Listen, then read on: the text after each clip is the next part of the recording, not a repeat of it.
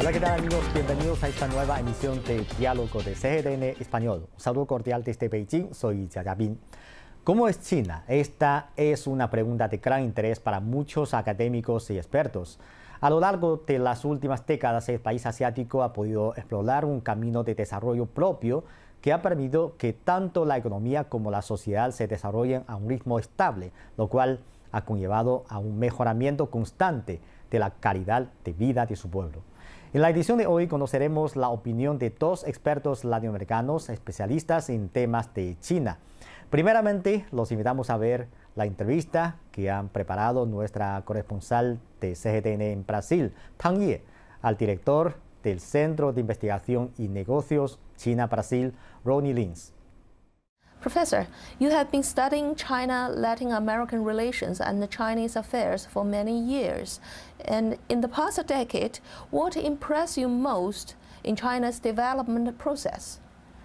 Bem, realmente eu já estive assistindo e estudo há muitos anos. E o que mais me impressionou durante esses anos foi o modelo de governança da China. Através do planejamento muito bem feito pelo governo e pelo partido, a China pôde se desenvolver bastante, coisa que não alcança muito em relação a outros países. No modelo de governança da China, para melhor entendimento, eu sintetizei em alguns pontos. Então, por exemplo, soberania, que eu divido em defesa nacional e um país, dois sistemas. Reformas, que é uma área muito importante para ser desenvolvida na China. Um terceiro item seria a educação e a cultura, também uma parte importante. Economia, que tem não só os aspectos macroeconômicos, mas também de mercado, também de inovação e outros fundamentos relacionados à economia. Uma parte de meio ambiente, que também é fundamental para novas perspectivas da China em relação ao mundo, e, finalmente, uma área de política de relações exteriores, onde a China tem objetivos e ações para melhor desenvolvimento entre outros países e a própria China. And according to the 2022 Altman Trust Biometer Report, the largest independently owned public relation company, the Chinese people's support rate for their government reached 91%. In your opinion, what can explain such a high rate of support? Esse resultado não me surpreende, porque realmente a China tem uma política de colocar o bem-estar das pessoas, de sua população, em primeiro lugar. Então, o que ocorre é que a população viu não só o processo fantástico de erradicação da pobreza durante esses anos, como também viu que a China foi o primeiro país a se recuperar economicamente depois da pandemia e que, no início da pandemia, o presidente Xi Jinping conclamou o governo, partidos, militares e toda a população para juntos combaterem o vírus, de forma organizada, conforme o planejamento determinado.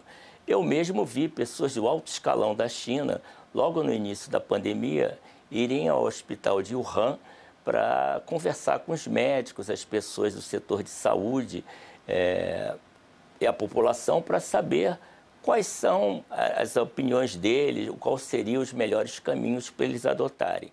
Ora, quando a população vê a participação do governo de uma maneira tão direta e positiva com eles, esse resultado é inevitável, porque eles reconhecem o trabalho do governo. At the fifth plenary session of the 18th Central Committee of the CPC, the party creatively put forward the idea of people-centered philosophy of development. Afterwards, in the 19th National Congress of the CPC, the concept of insistence on a people-centered approach was elevated to the basic strategy for maintaining and developing socialism with Chinese characteristics in a new era. In your opinion, what are the specific manifestations of this people-centered concept of governance? Eu acho que o partido e o governo têm a perfeita noção do melhor caminho de governo, que é centrar as suas ações para o benefício da população. Porque a partir daí se pode desenvolver as outras coisas, né? A gente viu com muitos países o que ocorreu, o que não fizeram uma política desse tipo.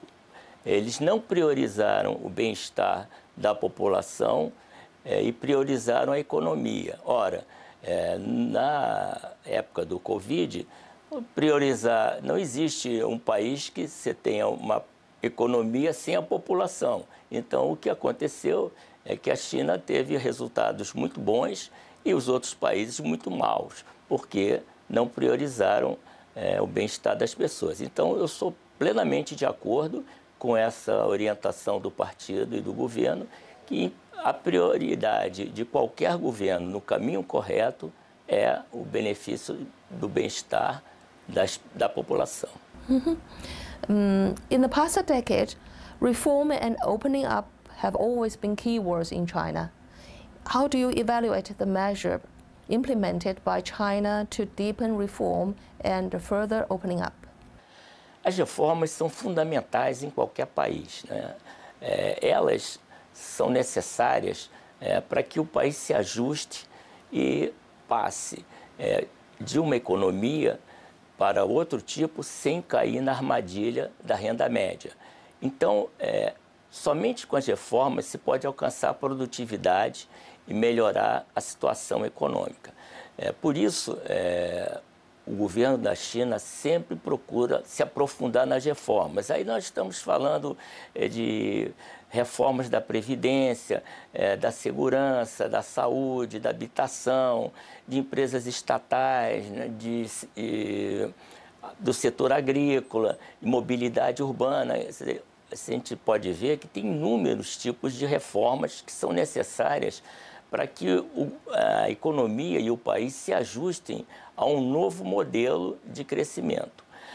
O sistema de abertura também é fundamental e a China tem feito isso muito bem nos últimos tempos, porque ela mostra que ela tem planejamento e, com isso, ela tem fundamentos para ter um desenvolvimento econômico muito correto. Os investidores, eles não gostam de incerteza. Incerteza é a pior palavra para eles. Então, se eles não veem uma estrutura onde tenha algo bem planejado e montado, eles tendem a fugir disso. A China também, com o processo de abertura, ela facilitou as relações entre regiões, locais, países vizinhos. Isso é muito importante para ter um maior relacionamento e também conseguir negócios entre ambos. O processo da China também vem acompanhado de mais transparência, redução de burocracia, redução da lista negativa e outras coisas que facilitam mais agora o investimento exterior na China. According to the official statistics, China's total volume of trade in goods and services grew from 4.4 trillion US dollar in 2012 to 6.9 trillion in 2021, ranking first in the world that year. In addition, China ranked second in the world in attracting foreign investment for 4 consecutive years.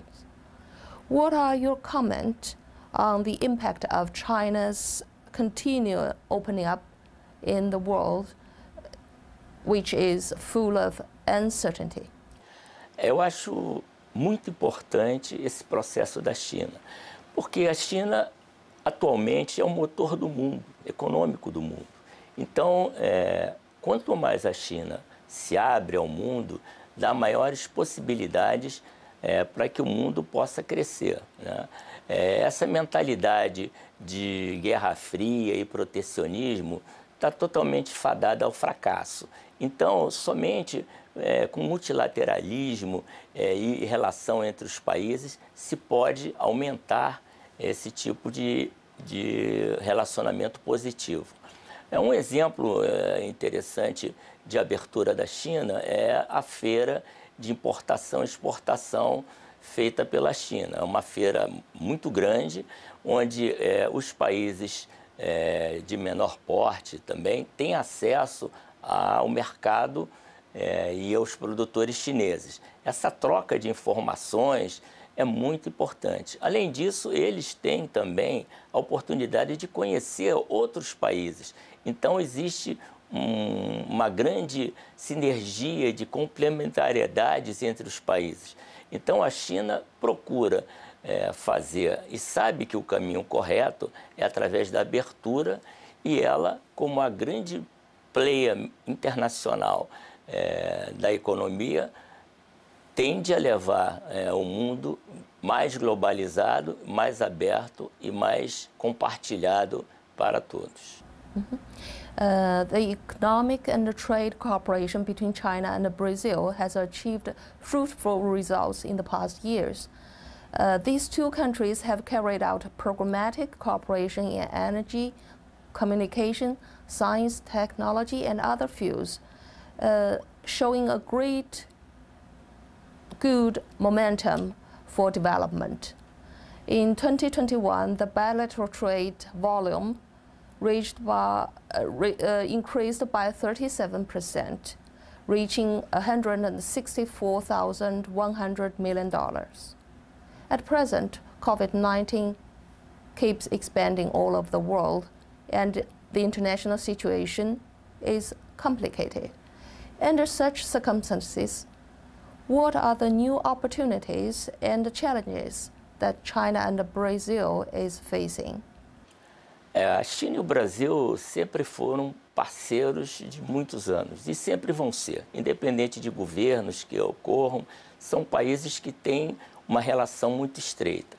O que ocorreu durante os últimos anos é que a China passou a ser o maior parceiro comercial do Brasil. As oportunidades são imensas, né, de desenvolvimento entre China e Brasil. Eu poderia citar o setor agrícola, né, onde é fundamental para a China também buscar autossuficiência alimentar, a parte de tecnologia, que o Brasil precisa muito da China, na área de comunicações, de energia, e a mais importante para mim, que é a área de infraestrutura. O Brasil tem uma infraestrutura deficiente e a China tem uma expertise muito grande nessa área. Então, eu acho que durante os próximos anos se pode aproximar nesse setor bastante, com ganhos para ambos. According to the official data, in the context of continuous expansion of COVID-19 and the slow speed recovery of the world economy, the total trade volume between China and Latin America reached a new height in 2021, surpassing $450,000 million. In your opinion, what are the main reasons that China and Brazil can become two of the closest trading partners despite of such long physical distance? And what opportunities that the Belt and Road Initiative brought to the cooperation between China and Latin America? A América Latina e o Caribe tem aproximadamente 30 países, são muitos países, e países em desenvolvimento. Ora, esses países geralmente têm as mesmas características, né? Eles possuem uma infraestrutura ineficiente, precisam de reformas, precisam de obras, precisam de muitas coisas. E nesse contexto mundial, onde a economia ainda sofre bastante, em função de políticas macroeconômicas e do Covid, eu acho que seria um caminho perfeito para que os países da América Latina se aproximassem de Belt and Road, que é um projeto estruturante de grande envergadura e que pode melhorar bastante a situação desses países, porque pode atuar sobre a infraestrutura, sobre parte de financiamentos, e isso vai fazer com que os países tenham mais produtividade e, com isso, possam gerar produtos de maior valor agregado e, consequentemente, tenham melhores resultados econômicos. Dessa forma, eu acho que para a China também é muito importante esse relacionamento, porque vai ter novos parceiros e também politicamente é importante que a China tenha uma maior expansão sobre essa área no mundo. And what is your assessment of China's role in global governance, such as international security, global development, and climate change? A China tem atuado bastante nessas áreas, né? Na parte de segurança, as características principais da China é sempre manter o diálogo como prioritário em relação às atividades. A China não quer voltar àquela antiga política da Guerra Fria, do protecionismo. É uma política que não serve para ninguém, né? E realmente só o multilateralismo teria condições de avançar em relações melhores na segurança. Na parte de desenvolvimento, a China está aberta também a ter maior relação com outros países. E quanto mais ela puder se relacionar com os países, mais capacidade os países mais necessitados vão ter a oportunidade de sair dessa situação. E, finalmente, na área climática, a China tem acompanhado o que tem prometido aos fóruns internacionais em relação à poluição, às outras tarefas e pontos que foram falados pelo presidente Xi Jinping. Ocorre que nem todos os países estão fazendo a mesma coisa, mas a China mantém o seu cronograma, sua determinação, como sempre, no planejamento da China, e eu acho que também pode contribuir bastante para a parte ecológica mundial.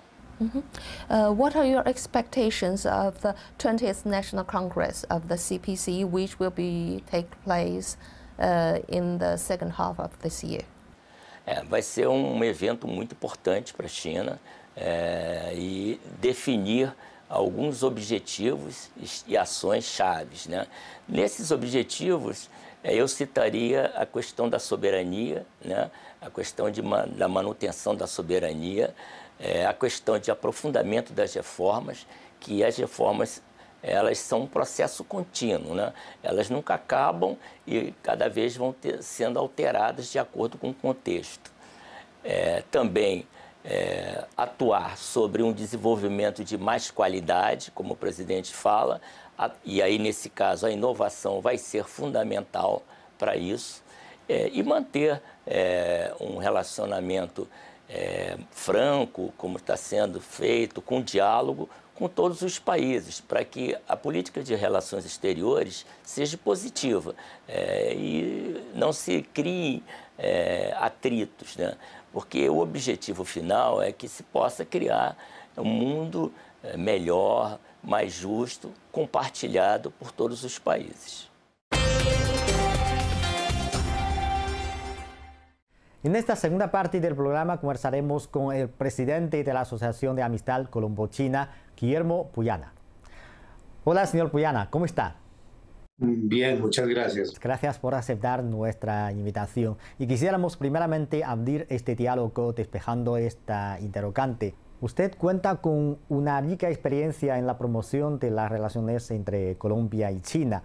¿Qué aspectos del desarrollo de estos vínculos bilaterales le han impresionado? ¿Cómo valora el aporte y la cooperación entre ambas naciones y en general entre China y América Latina? Pues a ver, con China y Colombia me impresiona que la antigüedad de las relaciones, que ya cumplen más de 40 años, no hayan permitido llevar esas relaciones a un nivel que tienen otros países de América Latina con menos historia de relaciones con China. O con más, pero digamos nosotros mantenemos un nivel básico de relacionamiento. Y en ese sentido yo entiendo perfectamente la invitación del presidente Xi Jinping en la carta de felicitación al presidente electo Gustavo Petro, diciéndole estamos en un nuevo punto de partida, proyectemos estas relaciones al nivel que es justo que estén, ¿no? Eso me impresiona con Colombia, que no hayamos desarrollado con China una relación tan importante, siendo China el primer país asiático muy importante para la economía colombiana. China es nuestra oportunidad histórica de desarrollar nuestra identidad de país de la cuenca del Pacífico, realmente. Y espero que eso en el futuro se materialice. Con América Latina me impresiona la forma en que el desarrollo de la relación multidimensional con China ha creado las condiciones para que estos países primero se desarrollen sus fuerzas productivas, modernicen sus sociedades, pero sobre todo al reducir la dependencia que tenían antes de Estados Unidos, dos socios importantes y no un socio hegemónico, y eso ha dado mayores condiciones de autonomía para América Latina. Entonces, más allá del tema económico, creo que China es el gran socio que ha permitido desarrollar un pensamiento y una dirección autónoma en muchos países de América Latina, gracias a que esa relación realmente ha empoderado a los países de América Latina. Durante los últimos 70 años, China ha seguido un camino de desarrollo con características propias, diferente al de otros países. ¿Le gustaría compartir sus impresiones sobre el proceso de desarrollo de China? ¿Qué es lo que más le ha impresionado?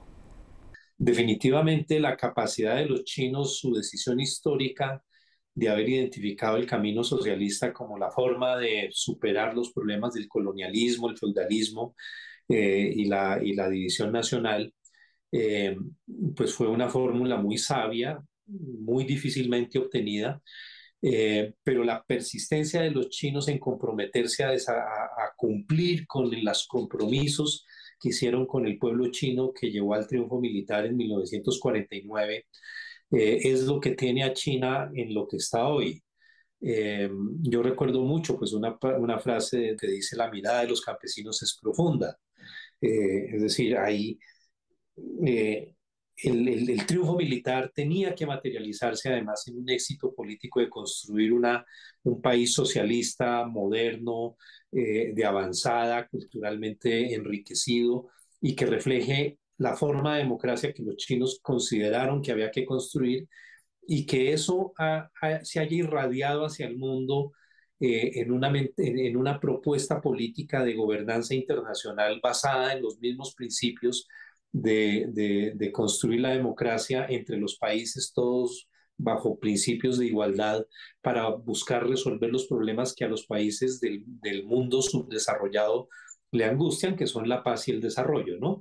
Entonces, eso siempre me ha impresionado de China y cómo China, la independencia de China, que fue en el 49, la independencia de la cuarta parte de la humanidad, después se sumó a la independencia de África, de otros países asiáticos y más o menos a la liberalización, a la liberación de América Latina en estos últimos años para configurar lo que es hoy el nuevo orden internacional, que el mundo lo reconoce para crear unas nuevas reglas de gobernanza internacional o va a ser un proceso muy difícil y muy doloroso para muchos, pero definitivamente indetenible porque el proceso de China jalona a todo el mundo.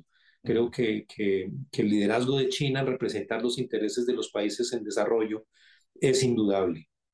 En la actualidad, China está acelerando la transición hacia un nuevo modelo de desarrollo económico conocido como circulación dual, en donde el mercado interno cobra mayor protagonismo como pilar principal, al tiempo que permite que los mercados internos y externos se impulsen mutuamente. ¿Cuál es su opinión sobre este proceso de apertura del más alto nivel que China está llevando a cabo?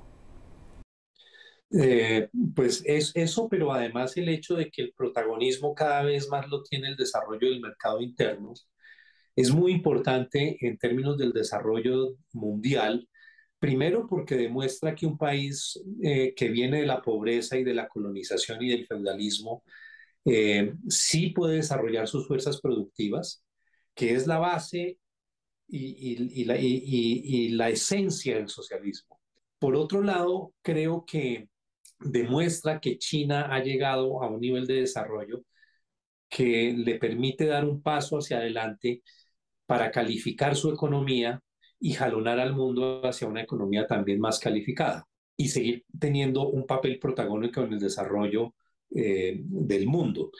Y sobre todo tiene un significado especial, y es que es la primera vez en la historia que un país que viene del subdesarrollo compite en términos de poder económico integral y de desarrollo social con un país industrializado. El reto de desarrollar la economía y la sociedad dentro de los principios del socialismo y dentro de los objetivos del socialismo es absolutamente posible cuando el país tiene las condiciones de proteger su soberanía y su independencia, que es lo que yo creo que más marca la gran diferencia entre el experimento socialista de China, que no ha sido susceptible de ser bloqueado ni frustrado a través de mecanismos de fuerza como ha pasado con otros países socialistas. De manera que China se convierte en el gran modelo de por qué el socialismo funciona. Y el socialismo pues es el camino que deben seguir los países subdesarrollados que vienen de una experiencia feudal, colonial y de intervención extranjera. Creo que eso es un punto por resaltar. Ante una coyuntura internacional compleja y sometida a constantes cambios, ¿cómo evalúa usted el papel que juega China en la gobernanza mundial? Yo insisto, China representa los intereses de los países en desarrollo. Y el mundo tiene más países en condiciones de subdesarrollo que países industrializados. Los países industrializados, por otra parte, se industrializaron utilizando herramientas de colonización de los países pobres, de manera que lo único que le queda como opción al mundo para poder resolver los problemas globales de la paz y el desarrollo es entender que el nuevo orden internacional es un hecho. Es mejor enmarcarlo en la visión multipolar y en unas reglas de gobernanza internacional que recojan esa realidad. Ninguna otra realidad es tan integral como la realidad que refleja el multipolarismo derivado de los procesos de independencia de los países pobres. Y en esa medida, la propuesta china de que tenemos que regular la gobernanza internacional en un escenario democrático internacional, basado en los 5 principios de la coexistencia pacífica, es un proceso realmente imparable. Y por último, ¿qué expectativas y perspectivas tiene con motivo de la celebración del 20º Congreso Nacional del Partido Comunista de China a celebrarse en el segundo semestre del año 2022? Pues vea, yo veo que el Partido Comunista Chino en los últimos años ha expedido algunos documentos muy importantes, sobre todo el año pasado, en los que se perfila cuál es lo que se requiere para adaptar el marxismo a la nueva era, ¿no?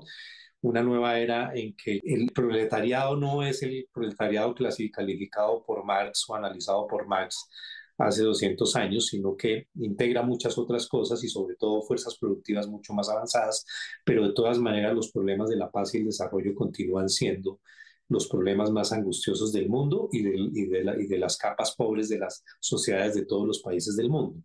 Yo siempre he tenido muchas expectativas porque el Partido Comunista Chino es el que realmente ha permitido el desarrollo de la naturaleza dialéctica del marxismo.